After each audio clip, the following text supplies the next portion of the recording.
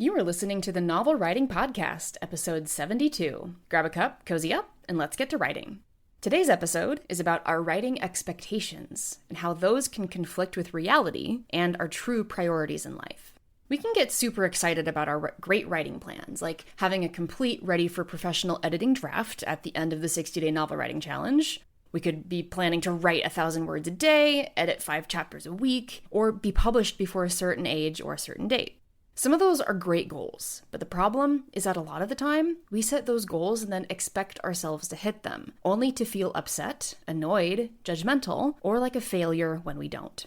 Did your parents ever tell you that your eyes were bigger than your stomach? Mine did.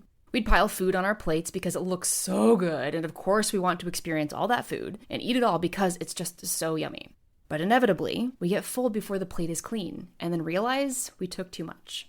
Our expectations were higher than what reality allowed. It's the same with writing. If we don't adequately allow for how reality will most likely interrupt our best laid plans, we can end up swimming in those negative emotions I listed out before. For example, let's say you plan to write, from scratch, a completely new story during the fall round of the challenge. That's outlining and organizing in October, writing in November, and, if you're in premium, getting critique and working on edits during December. That's your plan. At least 50,000 words in November, maybe bleeding into the next month, but for sure you'd be ready to start critiques that first weekend of December. Enter reality. Maybe there's 2 birthdays and an anniversary in October. A last-minute work trip pops up in the middle of the month, so you don't make it all the way through the first 30 days of the challenge, and then feel like you're behind on Halloween, because you only have 110 ideas, 3 out of 7 character worksheets done, your blurb is half written and probably bad, you're not completely sold on your world building, and you only made it to 1 of the virtual write-ins on Sundays. Understandably, you're freaking out because not only do you think you're behind, you also remembered that Thanksgiving happens in November, and there will be about 3 full days where you know you just won't get any writing done.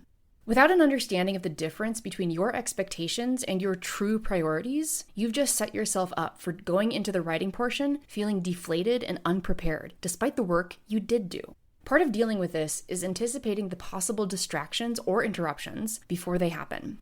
Birthdays, anniversaries, and holidays happen every year around the same time, so those are easy to calculate for. Unexpected work trips are harder because they're unexpected, but if you know that it's a possibility, you can come up with a plan for how you deal with it before it happens. It's making a battle plan that you may or may not use, but at least making the plan means you're not sent into a tailspin of worry and annoyance for a completely legitimate thing taking first place on your priority list. We need to be honest with ourselves about where writing actually lives on the list of priorities in our lives. For some clients, writing is actually below exercise because they know physical movement can unlock ideas, and they've experienced periods of lackluster writing quality and motivation because they didn't prioritize going on a walk. Others consider writing as self-care, even fiction writing. That means it goes on their calendars before everything else, including working a full-time job. Not that writing is instead of, but it goes on first, so that everything else has to work around it. The other thing is that priorities shift around a lot because the world is not static. If your water heater broke tonight, you would find the time to deal with the mess and organize getting it fixed. Laura Vanderkam, an expert on time management and productivity, once had a client who told her she didn't have time to work on her goals. But one day, her water heater broke, and she suddenly found 7 hours in a single week to prioritize fixing it. We want to think about priorities like that. Is writing important enough to you to find 7 hours a week as if it were a broken water heater? The answer doesn't have to be yes, but at least be honest about how important writing actually is to you. If your expectations are set so that it is, then allow yourself the space and the energy to follow through. But also, don't beat yourself up if you don't happen to finish that draft when you wanted to. Writing rarely has a hard, drop-dead deadline that you absolutely have to meet, or else serious consequences happen. Rarely. Most of our deadlines are self-imposed. But because they're self-imposed, they're also arbitrary. And we often forget that arbitrariness when we miss a deadline, and then get mad at ourselves for not being quote-unquote good enough to hit it. Every twist in your day-to-day life is a plot twist. You are the main character of your life, and in a lot of ways, you are the author too. And if you're both the main character and the author, you get to choose how you respond to the plot twists that happen, including when reality messes up our expectations and reorders our priorities at the drop of a hat. We talk about expectations versus reality and priorities in Professional Premium.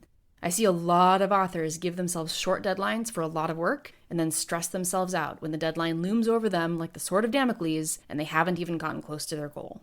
I'll end by saying this. The sword is a mirage. Your deadlines are arbitrary, and you can choose to take longer if it works for you. When writing stops being fun or healing, it's a clue that perhaps your expectations don't match what reality has in store, and it's time to take a step back and assess what you want to do going forward.